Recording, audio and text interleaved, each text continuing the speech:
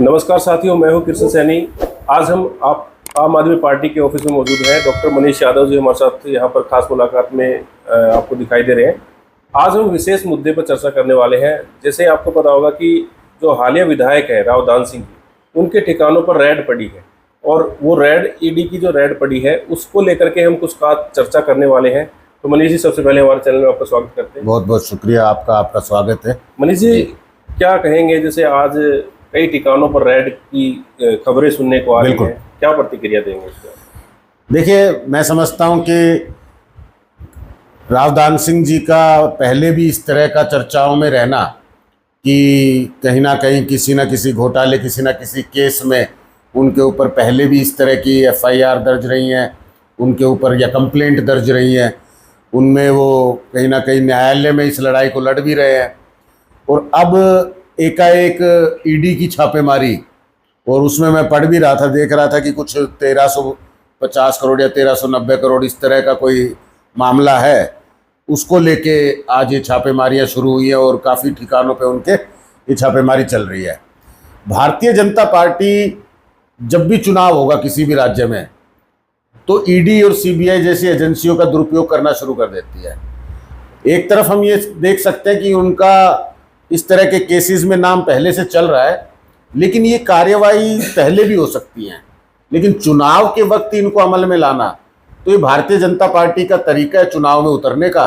तो हम समझ सकते हैं कि हरियाणा के अंदर विधानसभा चुनाव आ गया है, क्योंकि ईडी हरियाणा राज्य में प्रवेश कर चुकी है। नहीं, आप ये कह रहे हो कि जैसे चुनाव से पहले ही इस तरह का कार्य करते हैं। चुनाव तो ये पहले लोकसभा का भी लड़ा था, उससे पहले भी ये कार्रवाई कर सकते थे। क्या लगता है, इससे विधानसभा चुनाव से जोड़ा जा रहा है इस चीज को, क्या लगता है? देखिए, भारतीय जनता पार्टी बहुत अलग तरीके की राजनीति करती है। जहां पर उसको लगता है कि हमारा नुकसान है, वहां पे आने के बाद वो इस तरह की एक्टिविटीज में जाती है। आज लोकसभा चुनाव में भारी नुकसान हुआ, 5 सीटें भारतीय जनता पार्टी के खाते से निकल गई।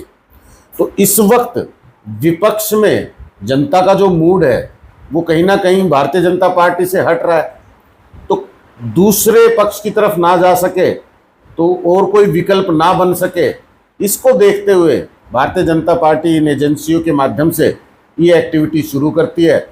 और इसमें 2 ही प्रयास होते हैं भारतीय जनता पार्टी के, या तो वो नेता टूट के भारतीय जनता पार्टी का दामन थाम ले, या फिर वो राजनीति से दूर हट जाए, या भारतीय जनता पार्टी के लिए अपनी पार्टी में रह के काम करे।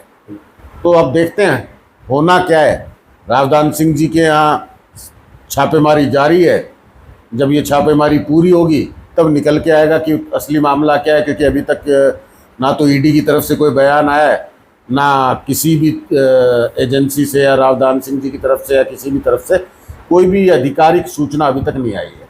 नहीं, अभी जैसे 16 तारीख को अमित शाह आए थे और उन्होंने साफ साफ कहा था कि भी हुड्डा को हम मतलब बढ़िया का बेटा हूँ, मैं पाई पाई का हिसाब दूंगा।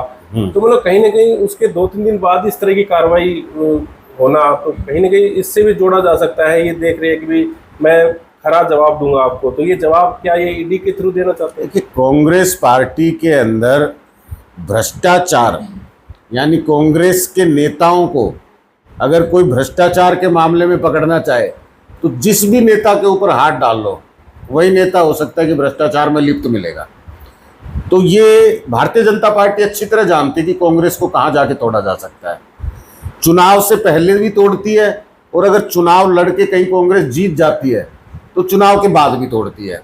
आपने कर्नाटक में भी देखा होगा, आपने मध्य प्रदेश में देखा होगा, हिमाचल में देखा होगा। तो ये दबाव इन लोगों पर इसीलिए संभव है क्योंकि इनके कहीं ना कहीं भ्रष्टाचार में हाथ मिलेंगे।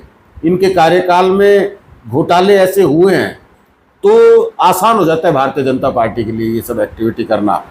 और चुनाव से पहले ये एक्टिविटी इसीलिए की जाती है कि आधी लड़ाई अब लड़ेंगे, और फिर भी कोई गुंजाइश बची तो कांग्रेस की अगर मान लो सरकार बना ले आप किसी राज्य में, जैसे मध्य प्रदेश के लोगों ने बनाई, तो वहाँ पे तोड़ के विधायक और फिर भारतीय जनता पार्टी ने सरकार बना ली। इसी तरह हिमाचल में प्रयास करने में लगी हुई है, वहाँ भी ऐसा ही कर रही है कि उनके कांग्रेस के विधायकों को तोड़ा जा रहा है।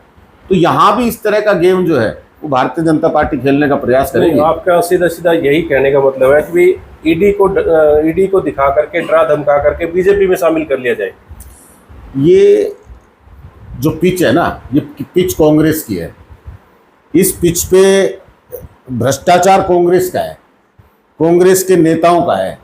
उनके कार्यकाल में, उन लोगों के कार्यकाल में जो भ्रष्टाचार उन्होंने किए, आज वो उनके सामने आके खड़े हो जाते हैं। भारतीय जनता पार्टी उनके ऊपर मुकदमे भी करती है, उनके ऊपर रेड भी डालती है और उनको तोड़ती भी है। कोई लोग भारतीय जनता पार्टी में शामिल हो जाते हैं, कुछ लोग भारतीय जनता पार्टी के इशारे पे अपनी पार्टी में काम करते हैं। आम आदमी पार्टी के साथ भी भारतीय जनता पार्टी ने इस तरह की हरकत की। आज मनीष सिसोदिया जी को 1.5 साल के लगभग हो गया जेल में। सत्येंद्र जैन जी को हमारे लगभग 2 साल होने को जा रहे हैं जेल में है। अरविंद केजरीवाल जी जेल में, संजय सिंह जी 6 महीने जेल में रहकर आए हैं। लेकिन एक भी नेता आपने देखा होगा टूटा नहीं। जेल कबूल की, संघर्ष कबूल किया, लेकिन जनता की लड़ाई लड़ते रहे और इन एजेंसियों के खिलाफ, भारतीय जनता पार्टी के खिलाफ मजबूती से लड़ते रहे। आज भी संघर्ष कर रहे हैं, कानूनी रूप से अपनी लड़ाई लड़ रहे हैं। एक ना एक दिन सच की जीत होगी, इसके इंतजार में संघर्ष जारी है। तो ये ताकत आम आदमी पार्टी में है। कांग्रेस में ये ताकत नहीं है। कांग्रेस अक्सर इनके नेता जो हैं वो कहीं ना कहीं भ्रष्टाचार में जब लिप्त थे ही तो पकड़े जाते हैं तो भारतीय जनता पार्टी का दामन थाम लेते हैं, वहाँ छूट जाते हैं। कोई वहाँ नहीं जाता तो समझौता कर लेता है, सिद्धांतों से अपनी पार्टी को नुकसान पहुंचाता है। अभी आप जैसे बीजेपी के खिलाफ बोल रहे हैं, तो बीजेपी का पहले ऐसे लोगों में एक चर्चा रही है कि बीजेपी के खिलाफ अगर कोई बोलता है तो उसके घर ईडी भेजी जाती है। जैसे आप बोल रहे हैं, तो क्या आपके ऊपर भी ईडी की रेड पड़ सकती है? बिल्कुल स्वागत है हम लोगों को। तो हम किसी भी तरह के संघर्ष के लिए तैयार हैं। ईडी हो, सीबीआई हो, इनकम टैक्स हो, भाई जब कोई कुछ करेगा उसी तो डर लगेगा। हमारे यहाँ पे क्या है, साफ सुथरा सा काम है। मुद्दों की राजनीति, संघर्ष की राजनीति। गलत काम भारतीय जनता पार्टी करेगी, मजबूती से सड़क पे उसके खिलाफ संघर्ष करेंगे और आवाज उठाएंगे, विपक्ष की भूमिका निभाएंगे। ये आम आदमी पार्टी की ताकत है और हम इन सब हथकंडों से नहीं डरते। हमारी पार्टी ने ये पहली हिंदुस्तान में ऐसी पार्टी है जिसने भारतीय जनता पार्टी का ऐसा मुंह तोड़ जवाब दिया है। आज अरविंद केजरीवाल जिस तरह से लड़े हैं, ईडी हो, सीबीआई हो, खुद प्रधानमंत्री जी हो, खूब कोशिश की कि ये बोले ना, लेकिन अरविंद केजरीवाल जी कभी चुप नहीं हुए। उन्होंने कहा एक एक सच जो है जनता के सामने रखने की जिम्मेदारी है मेरी और इसे पूरी कर्मठता से निभाऊंगा। तो कहीं ये तो नहीं है कि भी जो इसके बेटे पे अक्षत राव के ऊपर भी जिस तरह से बता रहे हैं कि हजारों करोड़ का घोटाले का एक सामने आया था और कहीं उसको तो जोड़ा नहीं जा रहा है। वो पैसे मतलब खंगालने की कोशिश की जा रही है, वो पैसे रिकवरी करने की कोशिश की जा रही है। देखिए वो क्या कार्यवाही होगी उसका हम कुछ नहीं कह सकते। भाई वो FIR में क्या है, रिकवरी करी जानी है या सब कुछ सामने ही है, कैश है या कैश के बदले में कोई ज़मीन है इमूवेबल प्रॉपर्टीज़ के रूप में, वो सब अब हम नहीं जानते। लेकिन हाँ, 11,000 करोड़ के लगभग का एक आदर्श ग्रुप ऑफ कंपनीज़ को लेके एक मामला पहले लंबित चल रहा है जिसमें रावदान सिंह जी के बेटे अक्षत का नाम उसमें सामने आया था। और आज ये जो मामला है, मेरे ख्याल से ये मामला उससे अलग है।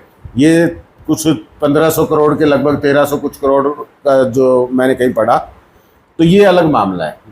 इसमें जो छापेमारी चल रही है, इसमें क्या किया गया है, ये कोई जमीनी घोटाला है या कोई कैश का लेन देन है, अभी कोई लोन का? आप बता रहे हो कि भी कांग्रेस में मतलब पहले निचले हिस्से, निचले तबके के लोगों को तोड़ा जाता है, तो फिर कहीं ना कहीं हुड्डा का भी नंबर आ सकता है। क्योंकि अनिल विज ने एक बयान दिया था कि चुनाव से पहले हुड्डा जेल में जाएंगे, स्पष्ट वो वीडियो हमने भी चलाई थी। तो क्या लगता है ये धीरे धीरे बढ़ रहे हैं? बिल्कुल। देखो, मैं समझता हूँ कि कांग्रेस को भी इसका अंदाजा होगा कि भारतीय जनता पार्टी चुनाव से पहले इन सभी नेताओं को, जिन्होंने कभी भी अपने कार्यकाल में किसी तरह का घोटाला किया है, उन सब नेताओं को तोड़ने का काम भारतीय जनता पार्टी करेगी। और भूपेंद्र सिंह हुड्डा, हम लोग बार बार ये चर्चा करते हैं कि कहीं ना कहीं वो भारतीय जनता पार्टी के इशारे पे अपनी पार्टी में काम करते हैं।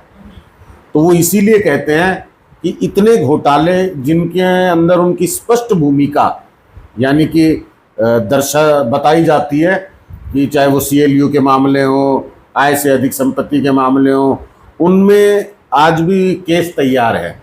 तो कभी भी, और भारतीय जनता पार्टी के नेता दावे करते हैं और मुझे लगता है कि जिस तरह के वो दावे करते हैं तो चुनाव से पहले ये सब कुछ देखने को मिलेगा।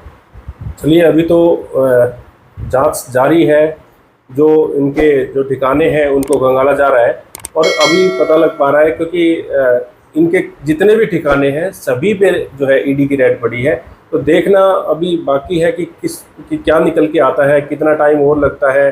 अभी जो है बताया जा रहा है कि जो जितने भी अधिकारी हैं ईडी के, वो वहाँ पे जो कागज़ जो खंगाले जा रहे हैं।